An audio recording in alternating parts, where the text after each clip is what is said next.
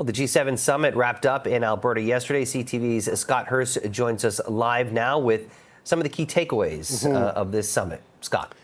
Jamie, good morning. During the two-day summit, Prime Minister Mark Carney held bilateral meetings with many of the world leaders, including Donald Trump, before the U.S. president actually left the summit early to monitor the volatile situation between Israel and Iran. But Mark Carney's office saying that the U.S. president has agreed to a deal, continue to work on a deal on a new economic and security relationship between the two countries, and have that in place by mid-July. So lots of work to do there in terms of getting to that point where the two sides can fully agree on an economic and security relationship and a new deal between the two countries.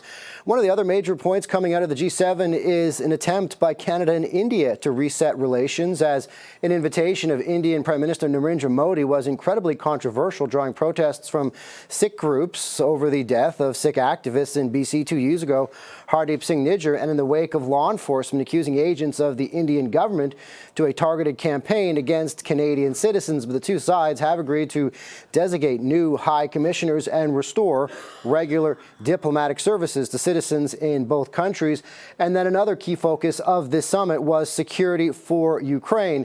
And Ukrainian President Volodymyr Zelensky invited and joining the G7 in person in Canada-U.S, Alberta.